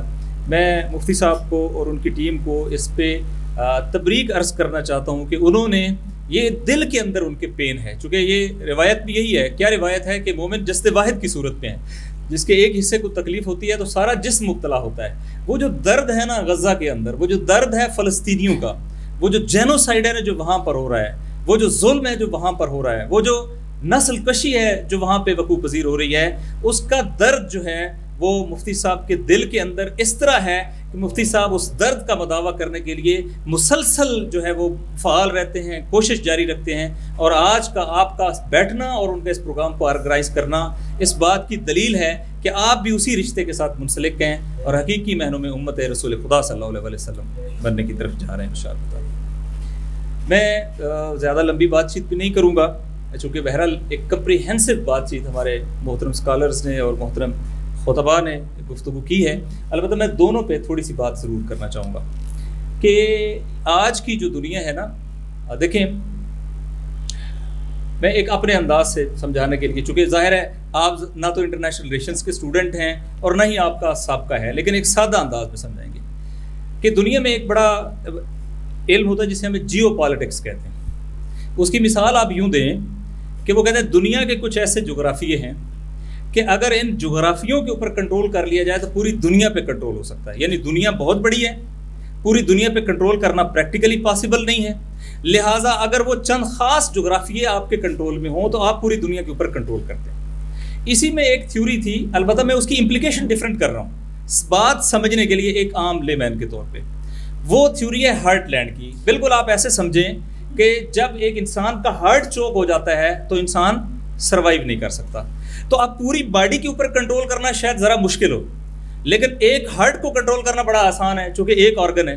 لیکن ہارٹ کا رول کیا ہے کہ ہارٹ پورے باڈی کو بلڈ سپلائی کرتا ہے. اگر یہ سپلائی جانے کا سلسلہ رک جائے تب بھی ڈیتھ ہے، اگر سپلائی آنے کا سلسلہ رک جائے تب بھی ڈیتھ ہے. بس ہارٹ کا فنکشن ہونا بڑا ضروری ہے. بس اگر ہاتھ قابو نہیں ہو رہا ہے، بازو قابو نہیں ہو رہا ہے، گلا قابو نہیں ہو رہا، باقی جسم کے اعضاء قابو نہیں ہو رہے، اگر کوئی ہارٹ کے اوپر قابو کر لیتا ہے تو گویا اس نے پورے جسم کے اوپر قابو کر لیا. تو اس تھیوری کو ہم کہتے ہیں کہ ہارٹ لینڈ، کہ اگر کوئی ہارٹ، البتہ اس کی امپلیکیشن پہلے ڈیفرنٹ ہے، اس کی انٹرپریٹیشن ڈیفرنٹ ہے. میں ایک نئی انٹرپریٹیشن کرنے جا رہا ہوں. آج کی دنیا کی جو ہارڈ لینڈ ہے، جس کے اوپر قبضے کا مطلب پوری دنیا، ریسٹ آف دا ورلڈ کے اوپر قبضہ ہے، اور جس کے کنٹرول آپ کے ہاتھ سے نکلنے کا مطلب دنیا کا کنٹرول آپ کے ہاتھ سے نکل جانا ہے. اس ہارڈ لینڈ کا یہ اقتصادی ہارڈ لینڈ بھی ہے، یہ مذہبی ہارڈ لینڈ بھی ہے، یہ آئیڈیالوجیکل ہارڈ لینڈ بھی ہے، یہ جیوگرافیکل ہارڈ لینڈ بھی ہے، یہ پولیٹیکل ہارڈ لینڈ بھی ہے، یہ اکنامک ہارڈ لینڈ بھی ہے، اور یہ ہر جہت سے پوری دنیا کو وہ کنٹرول مہیا کرتی ہے کہ اگر یہ کسی کے ہاتھ سے نکل جائے تو سمجھے دنیا کے ہاتھ سے نکل گئی ہے. امریکہ نے اس ہارڈ لینڈ یعنی مشرق وسطیٰ جو فلسطین سے شروع ہو کے پاکستان کے فلینکس یا بازوؤں تک آتا ہے، جس میں تمام عرب کنٹریز شامل ہیں، جس میں ایران شامل ہے اور جس میں ترکی شامل ہے، جسے عمومی طور پہ مسلم ہارٹ لینڈ بھی کہا جاتا ہے، اس کو اس طریقے سے کنٹرول کیا ہوا تھا گویا پوری دنیا پر بھی کنٹرول کیا ہوا تھا اور اسلامک ہارٹ لینڈ کے اوپر بھی کنٹرول کیا ہوا تھا. آج کی دنیا جو آج کا مشرق وسطیٰ ہے، اس میں ہارٹ نے اپنا کنٹرول واپس لینا شروع کر دیا ہے، ہارٹ نے فنکشن ہونا شروع کر دیا ہے، امریکہ کا کنٹرول ختم ہونا شروع ہو گیا ہے، اور یہ دنیا بھر کی غلامی کی زنجیروں کو توڑنے کا نقطۂ آغاز ہے. اس سرزمین سے امریکہ کی غلامی کا، امریکہ کی جو زنجیریں ہیں ان کا ٹوٹنا. اور میں یہ کہہ سکتا ہوں ایک انٹرنیشنل ریلیشنز کے طالب علم ہونے کے ناطے کہ جو امریکہ کی ہیجمنی، جو امریکہ کا کنٹرول، جو امریکہ کا غلبہ، جو امریکہ کی ڈومیننس، جو امریکہ کی پاور اس خطے کے اندر تھی، جس کے ذریعے سے وہ پوری دنیا کو کنٹرول کرتا تھا، الحمدللہ وہ پاور ٹوٹ گئی ہے، اس پر کاری ضربیں لگ رہی ہیں، وہ بدترین بحران کا شکار ہے، اور یہ مشرق وسطیٰ کی آزادی پوری دنیا کی آزادی کے لیے انشاءاللہ تعالیٰ بنیاد فراہم کرے گی. یہ ایسا امپورٹنٹ نقطہ ہے. اسی طرح آج اگرچہ وہ ہم نقشوں سے نہیں بات سمجھا سکتے، لیکن پروفیسر صاحبان جانتے ہیں دنیا کی بڑی ٹریڈ جو ہے آئل کہاں سے ہے؟ مشرق وسطیٰ میں. کس کو چاہیے؟ یورپ اور امریکہ کو فرض کریں. آئل کہاں سے جانا ہے؟ اسی روٹ سے جانا ہے. دنیا کے سب سے بڑے آبادیوں کے درمیان ٹریڈ روٹ کہاں پر ہے؟ اسی کے درمیان ہے. دنیا کے 3 براعظموں کو کون ملاتا ہے؟ یورپ، ایشیا اور افریقہ. یہ دنیا کے 3 بڑے براعظم ہیں. ایک مینوفیکچرنگ میں سب سے آگے ہے، ایک آبادی میں سب سے بڑا ہے، ایک ریسورسز اور مائنز اور منرل اور ان کے اندر سب سے آگے. ان کو کون ملاتا ہے؟ یہ سب مشرق وسطیٰ ملاتا ہے. لہٰذا یہ مشرق وسطیٰ جو ہے اس وقت امریکی غلامی کے مقابلے میں کھڑا ہو گیا ہے. اور ابھی امریکہ کو جو اپنے آپ کو ابھی غلامی مان نہیں رہا تھا کہ میرا کنٹرول ختم ہو رہا ہے، وہ جو بھی اپنے آپ کو ایک دہشت اور طاقت کے طور پہ برقرار رکھے ہوا تھا، ایک ایسا تھپڑ لگا ہے کہ اس تھپڑ نے امریکہ کی روح تک لرزا دی ہے اور عالم اسلام کے قلب کو نہال اور خوش کر دیا. میں اس تھپڑ کی بھی وضاحت کرتا ہوں. وہ تھپڑ کیا لگا؟ امریکہ کیسے یہاں رہتا تھا؟ آج سے تقریباً 3 سال پہلے تک ایکویشن ڈفرینٹ تھی. جب چاہتا، جس ملک پہ چاہتا حملہ کرتا. افغانستان پہ حملہ کیا کوئی لاجک تھی؟ عراق پہ حملہ کیا کوئی لاجک تھی؟ لیبیا پہ حملہ کیا کوئی لاجک تھی؟ پاکستان کے اوپر ڈرون اٹیکس کیے کوئی لاجک تھی؟ کتنے ملکوں کے عراق کے اوپر ڈرون اٹیکس کیے عراق کے اندر فزیکل انٹرونشن کی کئی بیسز ہیں اس وقت امریکہ کے کنٹرول کے اندر. سیریا کے اندر آئے, داعش کو لے کے آئے, سیریا کے اندر آئے. کوئی ہے پوچھنے والا؟ ہے کوئی ہاتھ پکڑنے والا؟ ہے کوئی جوابی چوٹ لگانے والا؟ جیسا کہ آپ یہ کہہ رہے ہیں وہ ہمیں کل سینکشن کر رہے ہیں کہ آپ کے میزائل پروگرام کے لیے جن کمپنیوں نے تعاون کیا ان کے اوپر پابندیاں لگا رہے ہیں, کل سینکشن کر رہے ہیں. اور ہم کہہ رہے ہیں کہ ہمارا سب سے بڑا پارٹنر کون ہے؟ امریکہ ہے, جو ہمیں تھپڑ مار رہا ہے ہم اس کو اپنا پارٹنر مان رہے ہیں. ٹھیک ہے, تو اب آپ نے ذرا یہ سمجھنا ہے کہ وہ امریکہ اس ریجن کے اندر جب چاہتا ہے جیسے چاہتا ہے وہ آتا تھا, لیکن آج سچویشن کیا ہو گئی ہے, اس کی بنیاد چونکہ کچھ ٹرمینالوجیز ہیں لیکن اس کے ذریعے سے آپ کو یہ وضاحت ہوتی جائے گی. اس کو ہم کہتے ہیں رول آف گیمز. نئے رول آف گیمز آئے. پہلے رول آف گیم کیا تھا؟ Might is right. پہلے رول آف گیم کیا تھا؟ امریکہ ہے دنیا کی طاقت. پہلے رول آف گیم کیا تھا؟ امریکہ چاہتا ہے جس ملک میں جاتا ہے. امریکہ ان چیلنج ہے, امریکہ سپر پاور ہے, امریکہ کے مقابلے میں کوئی کھڑا نہیں ہو سکتا. لیکن جب فلسطین کو اپنے قدموں پر کھڑا کرنے والی شخصیت شہید قاسم سلمانی کو ایسیسینیٹ کیا گیا عراق کے اندر, تو عراق کے اندر اس وقت ٹرمپ نے اٹیک کیا اور ٹرمپ نے اعلان کیا تھا کہ ہم نے اٹیک کیا ہے اور ہم نے ان کو جو ہے وہ ٹارگٹ کلنگ کے ذریعے سے شہید کیا ہے. تو میں آپ کو بتاؤں اس وقت رول آف انگیجمنٹ یا رول آف گیمز بدل دیے تھے جمہوری اسلامی ایران نے. اور رول آف انگیجمنٹ اس سے پہلے کہ آپ کے سامنے میں نے بیان کیے ہیں, اس وقت انہوں نے کہا اگر ہم پر ملٹری اٹیک ہوا ہے تو رسپانس پولیٹیکل نہیں ہوگا, اکنامک نہیں ہوگا, سوشل نہیں ہوگا, ملٹری رسپانس کا جواب ملٹری رسپانس ہوگا. اگر ہم پر کسی ملک نے اٹیک کیا ہے, وہ ملک جو سمجھتا ہے کہ اس پہ کوئی اٹیک نہیں کر سکتا, تو ہم آپ کو بتانا چاہتے ہیں کہ ملٹری رسپانس ہم اسی ملک کو دیں گے جس نے ہمارے اوپر اٹیک کیا ہے. پھر انہوں نے کہا جس سرزمین سے ہمارے اوپر حملہ ہوا ہے اسی سرزمین کو اٹیک کریں گے. اور چوتھی بات یہ تھی کہ اگر انہوں نے ہمارے اوپر اٹیک کیا ہے, پراکسیز یوز نہیں کی, اپنے یہ بھی ہوتا ہے نا, ابھی مختلف اسرائیل حملے کرتا ہے تو قبول نہیں کرتا ہے کہ کس نے کیا ہے, تو انہوں نے کہا کہ ممکن ہے وہ اس طرح ہو چونکہ اسٹیٹ نے حملہ کیا ہے ہم ڈائریکٹ اسٹیٹ کو نشانہ بنائیں گے. اور آپ نے دیکھا سیکنڈ ورلڈ وار کے بعد یہ پہلی بار ہے کہ امریکہ کے اڈے, امریکہ کے پاور ہاؤس, امریکہ کے عین الاسد, جہاں امریکہ جب امریکن پریزیڈنٹ آتا ہے اپنی فیملی کے ساتھ تو وہ واحد اڈا جس کے اوپر وہ اسٹے کرتا ہے وہ عراق کے اندر عین الاسد کا اڈا ہے. اس اڈے کو ایسے تباہ برباد کر دیا کہ نیوز ویک نے جب اس کی ویڈیوز جاری کی تو اس میں نہ کوئی بنکر سلامت تھا, نہ کوئی بلڈنگ سلامت تھی, نہ کوئی میزائل سلامت تھا. تباہ و برباد کر کے رکھ دیا اور بتایا جو امریکہ اپنے اڈے کو اور اپنے آپ کو محفوظ نہیں کر سکتا وہ امریکہ باقیوں کو کیا بچائے گا اور باقیوں کو کیا محفوظ کرے گا. رول آف گیم بدل گئے. ملٹری اٹیک رسپانڈ ہوا ملٹری اٹیک سے. عین الاسد سے اٹیک ہوا تھا, عین الاسد پہ اٹیک ہوا. امریکہ نے اٹیک کیا تھا, امریکہ پہ اٹیک ہوا. اعلانیہ اٹیک کیا گیا تھا, اعلانیہ اٹیک ہوا. اور پھر آپ نے دیکھا اس کے بعد انہوں نے کہا ہم اس کا ریسپونڈ کریں گے. اس کے بعد انہوں نے, آپ کو پتا ہے, بہت سارے سینکڑوں امریکن فوجی جو اتنے زیادہ اس ٹراما میں آئے تھے کہ انہیں بعد میں جبری ریٹائرمنٹ کر دیا گیا وتھ بینیفٹس کہ اب آپ ملٹری سروسز کے نااہل نہیں ہیں. جو بچ گئے تھے, جو مارے گئے وہ تو مارے گئے فوجی, جو بچ گئے تھے وہ بھی سروس کرنے کے قابل نہیں رہے تھے. ایسا تھپڑ ان کو رسید کیا تھا. اور اب دوسری بار امریکہ کے پٹھو اسرائیل نے یہ خیانت کی. اور جب اسرائیل نے ایران کی ٹیریٹری, چونکہ آپ کو علم ہے کہ انٹرنیشنل لا کے اندر جو بھی آپ کا ڈپلومیٹک مرکز ہوتا ہے, سفارت خانہ ہو یا قونصل خانہ ہو, وہ اس ملک کے اندر جس کا قونصل خانہ ہے اس کی سرزمین کاؤنٹ ہوتی ہے. یعنی اگر پاکستان کا سفارت خانہ کسی ملک کے اندر ہے تو وہ پاکستان کی ٹیریٹری ہے, وہاں پاکستانی لا اپلیکیبل ہوگا, وہاں اس ملک کا لا نہیں لگتا ہے. لہٰذا اس کے اوپر اٹیک جو ہے وہ سیریا کے اوپر اٹیک نہیں تھا, وہ اٹیک جو ہے وہ ایران کے اوپر اٹیک تھا. اور ساتھ یہ ہے کہ وہاں ایران کا کوئی اور کام نہیں تھا. ایران کے اوپر وہاں ایلیگیشن یہ تھا کہ وہ حماس کو امپاور کرنے کے لیے, فلسطینیوں کو سپورٹ کرنے کے لیے جو سارا کمانڈ اینڈ کنٹرول سسٹم ہے وہ وہاں سے آپریٹ ہو رہا تھا. یہ ان کا خیال تھا. ان کو جس جرم کی سزا دی گئی وہ ان کی فلسطین کی حمایت کی سزا دی گئی. اور ایک بار پھر رول آف گیم چینج ہو گئے. وہ اسرائیل جو 4 گھنٹوں میں عرب ملکوں کو شکست دیتا تھا, چند گھنٹوں میں 4 ملکوں کی اس نے سرزمینیں لی. مصر سے سینا لیا, اردن سے مغربی کنارہ لیا, شام سے گولان ہائٹس لی, لبنان سے جنوبی لبنان لیا.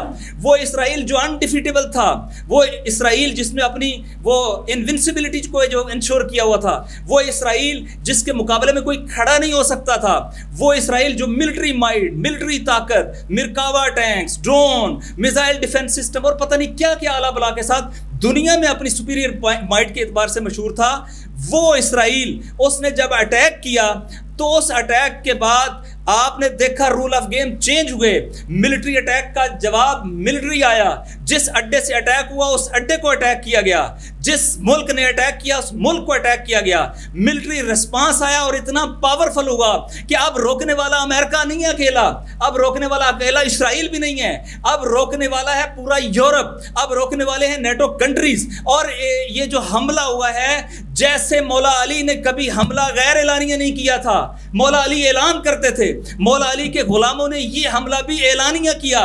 कई घंटे एलानिया हमले को, गैर एलानिया हमले को रोकना तो बड़ी दूर की बात है, एलानिया हमले को नहीं रोक सके। और दुनिया ने, चश्मे फलक ने देखा कि वो मिसाइल इसराइल की सरजमीन पर गिरे, उन्होंने उनके उन अड्डों को तबाह बर्बाद करके रख दिया, और अड्डों को तबाह नहीं किया, मिलिट्री माइट को तबाह नहीं किया।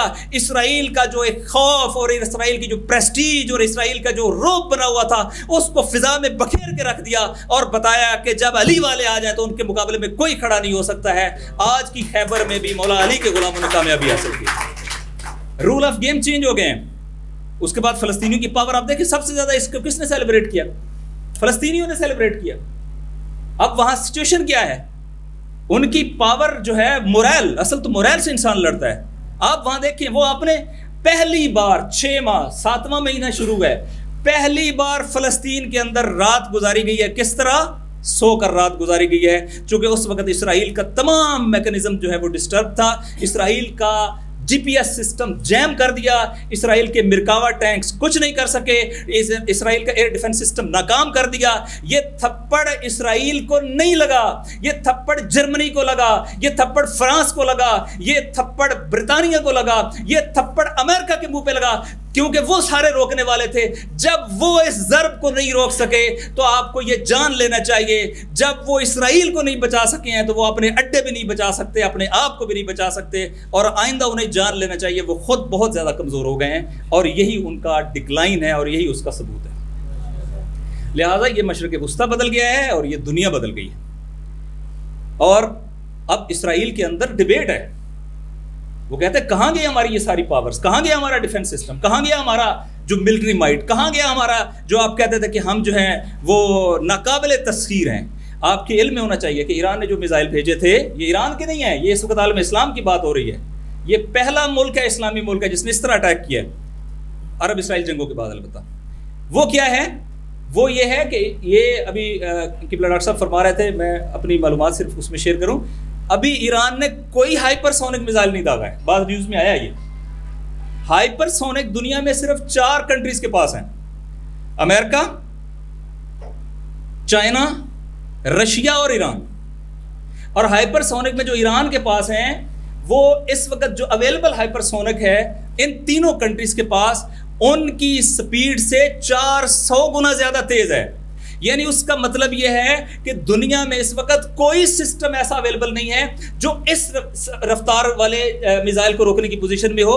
अभी हाइपरसोनिक की बारी नहीं आई, अभी उन्होंने अपने एवरेज लेवल के मिसाइल के जरिए से उनकी मेन लैंड को हिट करके बता दिया है कि अभी तो हमने अगर 100 में से अपने 10 या 12% अपनी कैपेसिटी को इस्तेमाल किया है। अगर हम अपनी मैक्सिमम कैपेसिटी को इस्तेमाल करेंगे तो इसराइल नामी कोई वजूद दुनिया के नक्शे पे बाकी नहीं रहेगा इंशाअल्लाह। लिहाजा इंशाअल्लाह ताला हमें इसके अंदर उम्मीद का पहलू मद्देनजर रखना चाहिए। और मुझे याद है जब ऐनुल असद का वाक़या हुआ, मेरी कतर के बाद प्रोफेसर से बात हुई, कहने लगे अमेरिका यहाँ आया, उसने कहा जी आपको ईरानियन थ्रेट है, हम आपको प्रोटेक्ट कर सकते हैं, मिलिटेंट से थ्रेट है, हम आपको प्रोटेक्ट करेंगे, लिहाजा आपके अड्डों के हमारे अड्डे बनाएं, यहाँ पर हमें फ़ौजी दें। 20,000 के करीब तो अमेरिकन फ़ौजी जो हैं वो कतर में हैं, कुवैत में हैं, बहरीन में हैं, KSA में है। किस नाम के ऊपर? भाई हम आपको प्रोटेक्ट करेंगे, जो अपने आप को प्रोटेक्ट नहीं कर सकते वो आपको क्या प्रोटेक्ट करेंगे।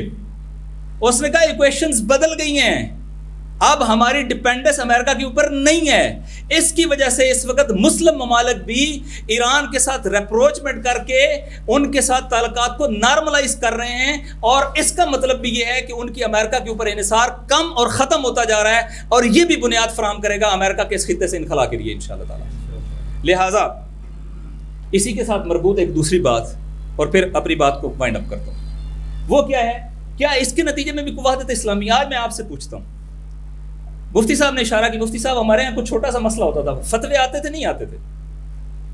عراق کے اندر داعش آئی، فتوے تھے یا نہیں تھے؟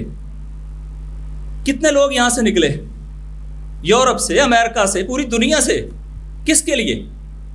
عراق کے اندر مسلمانوں کے مقابلے میں فتوے تھے، کہیں کرزاوی صاحب تھے، کہیں کوئی تھے، کہیں کوئی تھے، میں ابھی نام نہیں لیتا ہوں، فتوے تھے، دوسروں کے بارے میں فتوے، فرقوں کے بارے میں فتوے، مسلمانوں کے داخلی اختلافات کے بارے میں فتوے۔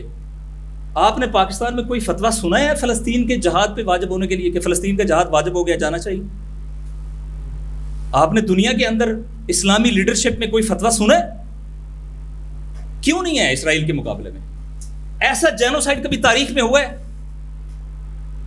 ایسی دہشت گردی کبھی تاریخ میں ہوئی ہے؟ 25 لاکھ کی آبادی، 40 کلومیٹر کا دائرہ، ایک سائڈ سے 12-14 کلومیٹر، ایک سائڈ سے 40 کلومیٹر، ایک چھوٹی سی سٹرپ، اس کے اندر 25 لاکھ کی آبادی میں سے آپ نے 50,000 بندے مار دیے۔ آپ کی میجارٹی خواتین وہاں بیوہ ہو چکی ہیں، وہاں پر 1 لاکھ کے قریب لوگ زخمی ہو گئے، تقریباً 20 لاکھ لوگ بے گھر ہو گئے۔ مارے جانے والوں میں سب سے زیادہ تعداد عورتوں اور بچوں کی ہے۔ انفراسٹرکچر تباہ ہو گیا، پانی کے 400 ڈگنگ وہ تھی، ان میں سے 95% تباہ ہو گئی، تمام ہاسپٹل تباہ ہو گئے، جو ہاسپٹل تھوڑے بہت آپریشنل وہ بھی اسی طرح کے ملبہ ہٹا کے کوئی ایک آدھ بندہ وہاں بیٹھا ہوا ہے، کوئی ہاسپٹل پریکٹیکلی آپریشنل نہیں رہا، تمام سکول تباہ و برباد ہو گئے، تمام جو کیمپس ہیں ان کے اوپر حملے ہو چکے ہیں، کوئی کیمپ محفوظ نہیں رہا۔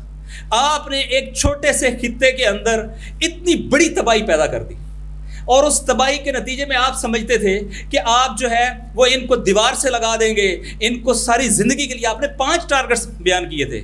ایک ٹارگٹ بیان کیا تھا کہ ہم غزہ کو ٹیک اوور کرے تھے، دوسرا آپ نے کہا کہ ہم نے غزہ سے جو رد عمل آتا ہے، ہمارے اوپر جو تھریٹس آتے ہیں اس کا خاتمہ کریں گے، تیسرا آپ نے کہا حماس کا خاتمہ کریں گے، چوتھا آپ نے کہا کہ ہم جو ہے وہ ڈی ویپنائزیشن کریں گے، اور پانچواں آپ نے کہا کہ ہم یہاں سے اپنے لوگوں کو جو قیدی ہیں ان کو واپس لے کے آئیں گے۔ آج اس اسرائیل کو جو چند گھنٹوں میں فتح کا عادی تھا، 200 ڈیز 200 دن ہو گئے ہیں، اپنی پوری ملٹری مائٹ کے باوجود اس چھوٹے سے سٹرپ سے آج تک نہ ان 5 اہداف میں سے ایک ہدف کو بھی حاصل نہیں کر سکا۔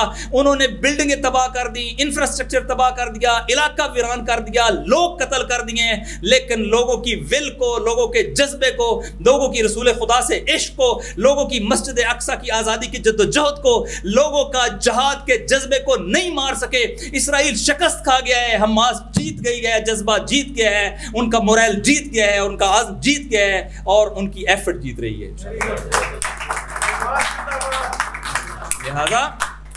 لہذا اس پیرامیٹر پہ کہ اسرائیل نے کیا ڈکلیئر کیا تھا اور کیا حاصل کیا، اور فلسطینیوں نے جو ڈکلیئر کیا، انہوں نے کہا تھا آپ کے ان میں 5 اہداف میں آپ کو ہم ناکام کریں گے، انہوں نے 5 اہداف میں ناکام کرا کے ثابت کر دیا ہے کہ یہ ہوتی ہے اللہ کی نصرت، یہ ہوتی ہے اللہ کی مدد۔ اور انشاءاللہ تعالیٰ اگلے مرحلے میں اور ایکویشنز بدلیں گی، اس کی بھی انشاءاللہ تعالیٰ موقع پہ وضاحت کریں گے۔ لیکن اس میں جو خوبصورت فنامنا ہے وہ کیا ہے؟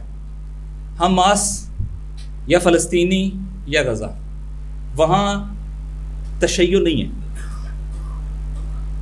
یعنی اگر کوئی 1-8% ہو تو نہ ہو نا،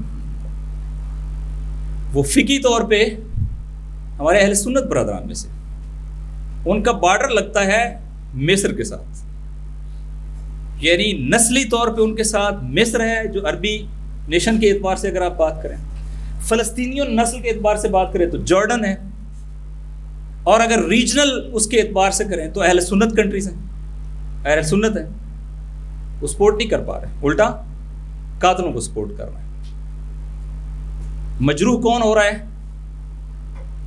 نبی پاک کے وہ عاشق کہ جن کو دنیا اہل سنت کے نام سے جانتی ہے، وہ عاشقان رسول خدا ہے، ہم سے کئی گنا زیادہ، اس لیے کہ ہم سوچ سکتے ہیں وہاں کوئی خاندان ایسا نہیں ہے جس کے گھر میں شہید نہیں، ایسے خاندان ہیں جس کے پورے فیملیز شہید ہو چکی ہیں۔ بڑا مشکل ہے، ہر روز آپ اٹھیں اور آپ کو یقین ہو کہ آپ کی فیملی میں سے کوئی نہ کوئی بچہ مارا جائے گا۔ کبھی صرف ان کی ویڈیوز اپنے بچوں کو دکھائیں تو پتہ چلے، یہ کیفیت ہے وہاں پر، اور یہ نہیں ہیلپ کر پا رہا ہے، نہ نسل ہیلپ کر پا رہی ہے، نہ فرقہ ہیلپ کر پا رہا ہے، اس کا مطلب ہے بات نہ نسل کی ہے، نہ زبان کی بنیاد پہ ایسوسیشن کی ہے، نہ فرقے کی بنیاد پہ ایسوسیشن کی ہے. وہ کون ہے جو اپنا سینہ پیش کر رہا ہے تاکہ غزہ کے لوگوں کے اوپر جو جبر ہے وہ کم ہو اور غزہ کے اوپر جو ظلم ہے وہ کم ہو. تو میں آپ کو بتاؤں 120 کلومیٹر لبنان کا بارڈر ہے اسرائیل کے ساتھ، اور یہ 120 کلومیٹر 7 تاریخ کو یہ جنگ ہوئی ہے، 8 تاریخ کو جوابی حملہ شروع ہوا ہے، 8 اکتوبر سے لے کے آج تک 200 دن ہو گئے ہیں. 200 دن غزہ نے بھی جنگ لڑی ہے، 200 دن حزب اللہ لبنان نے بھی جنگ لڑی ہے. انہوں نے 40 کلومیٹر پہ ان کو انگیج کیا ہے، انہوں نے 120 کلومیٹر پہ انگیج کیا ہے. بار بار امریکن پریزیڈنٹ نے کہا ہماری لبنان سے کوئی جنگ نہیں ہے. بار بار اسرائیل نے کہا ہے کہ ہم لبنانی بارڈر کو کام اور پرسکون دیکھنا چاہتے ہیں، ہماری آپ سے کوئی لڑائی نہیں ہے. لیکن حماس کے مولا علی کے ماننے والوں نے اپنی جانیں دے کے، اپنے بہترین کمانڈر دے کے، اپنے بڑے بڑے کمانڈروں کے بیٹے دے کے، اتنے بہترین جوان شہید دے کے، اور ابھی مفتی صاحب تو ہو کے آئے ہیں، مفتی صاحب نے تو وہاں قبور بھی دیکھی ہیں، انہوں نے بتا دیا ہے یہ ہوتا ہے عشق نبی کہ سینہ اپنا شیعہ دے رہے ہیں، اپنے اہل سنت بھائیوں کے لیے اپنی جانیں دے رہے ہیں، اپنے گھر قربان کر رہے ہیں، اپنے علاقے ویران کروا رہے ہیں تاکہ غزہ کی مدد کر سکیں، غزہ کے لیے کھڑے ہو سکیں. یہ ہوتی ہے وحدت مسلمین، یہ ہوتا ہے شیعہ سنی یونٹی، یہ ہوتا ہے عشق رسول خدا، اور یہ ہوتا ہے پرچم وحدت جس کے نیچے یہ لوگ اکٹھے ہیں. لہٰذا اس کا اثر ہے پوری دنیا کے اوپر. آج الحمدللہ پاکستان کے اندر بھی فرقہ وارانہ انتشار نہیں ہے، اس میں رول ہے ان شخصیات کا اس پیغام کو آگے پہنچانے میں. اور اسی طریقے سے الحمدللہ کون ہیں؟ سادات ہیں اکثریت جو لیڈ کر رہے ہیں یمن کے اندر. 100 امریکی جہاز، ابھی آپ نے ڈیٹا بیان کیا ڈاکٹر صاحب، آپ نے ڈیٹا بیان کیا کہ امریکہ نے ایران نے تقریباً $35 ملین کا اکوپمنٹ یوز کیا ہے، اور صرف جو میزائل امریکہ نے یوز کیے ہیں وہ $1.4 بلین کے ہیں ایک رات کے اندر. امریکہ اور اسرائیل نے ایک رات کے اندر 1,000 ملین ڈالر، 1.4 یعنی $1,400 ملین، اور ایران نے کتنے کیے تھے؟ $35 ملین. یہ خود ان کے اپنا اسٹیٹسٹک ہے، ہمارا نہیں ہے. لیکن یہ ابھی میں بات کر رہا ہوں صرف میزائل کی.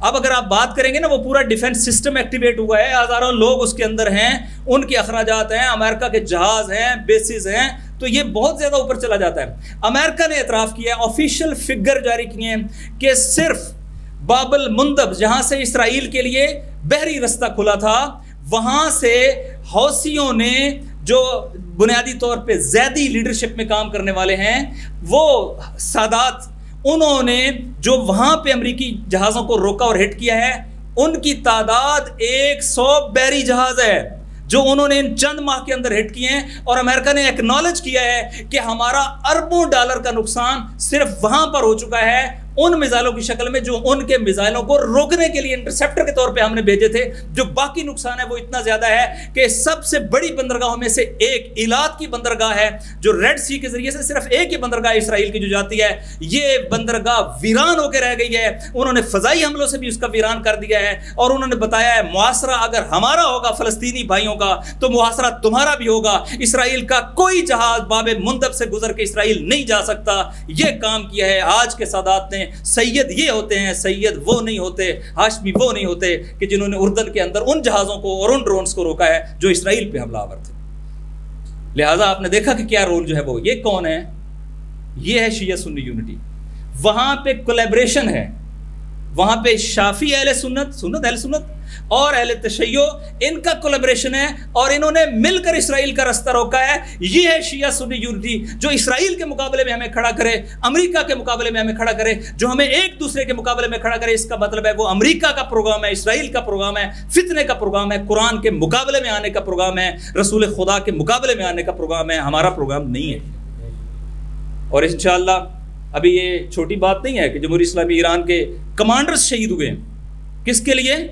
غزہ کے لیے. عام لوگ نہیں تھے، وہ تو جرنیل تھے، میجر جنرل تھے جو بھی اس کے اندر شہید ہوئے. اس سے پہلے بھی سیریا کے اندر کافی سارے لوگ شہید ہوئے. تو جو یونٹی ہے وہ اور طرح سے اب آ گئی ہے. تکفیریت کی بنیادیں ہل گئی ہیں، ختم ہو گئی ہیں. اور آج امت مسلمہ، میں اس رات کو مسلسل چونکہ لائیو ٹی وی چینلز پہ لے رہا تھا، تو مجھے ایک ٹی وی چینل کے مالک نے کہا کہ میں آپ مجھے میرے اسپیکر کے اوپر جو ہے نا برائیں. تو اس نے کہا میرے ساتھ ایک بہت بڑی تعداد کیا سارے ہی ہمارے اہل سنت عمائدین ہیں وہ بیٹھے ہوئے ہیں, وہ آپ سے گفتگو سننا چاہتے ہیں. کہا ہر ایک نے اپنی ڈی پی پہ یا ایران کا جھنڈا لگا دیا ہے یا وہ حملے کی تصویریں لگا دی ہیں جو اسرائیل کے اوپر جو ہے وہ برس رہے تھے, میزائل برس رہے تھے. کہا اتنے خوش ہیں کہ آج وہ ساری بنیادیں ہٹ گئی ہیں اور سارے پرچم رسول خدا کے نیچے, کلمہ لا الہ الا اللہ کے نیچے سارے رسول خدا کے امتی بن کے اکٹھے ہو گئے ہیں اور یہ سارے مل کر سیلیبریٹ کر رہے ہیں اسرائیل کے اوپر حملے کو. ثابت ہوا ہے ہمارے دل ایک دوسرے کے ساتھ جڑے ہوئے ہیں اور یہ صرف ایک فتنہ تھا جس کے ذریعے سے ہمیں تقسیم کیا تھا اور ہم اس فتنے میں نہیں آنے والے. ہم انشاءاللہ بڑے ہدف کو مد نظر رکھیں گے, اسلام کے دشمن کے مقابلے میں کھڑے ہوں گے, قرآن کے دشمن کے مقابلے میں کھڑے ہوں گے, امریکہ کے مقابلے میں کھڑے ہوں گے, اسرائیل کے مقابلے میں کھڑے ہوں گے اور ان کے اہداف کے مقابلے میں کھڑے ہوں گے اور انشاءاللہ پاکستان کے اندر شیعہ سنی یونٹی بنائیں گے, وحدت اسلامی بنائیں گے اور انشاءاللہ تعالی مظلومین کی مدد کریں گے, مظلومین کے ساتھ کھڑے ہوں گے. آپ کی پوری ٹیم کا اور ماشاءاللہ جس طریقے سے سیالوی صاحب نے کنڈکشن کی بھرپور طریقے سے اور جماعت اہل حرم کی پوری مینجمنٹ کا اور تمام شرکاء کا ایک بار پھر شکریہ ادا کرتے ہیں. السلام علیکم ورحمۃ اللہ وبرکاتہ.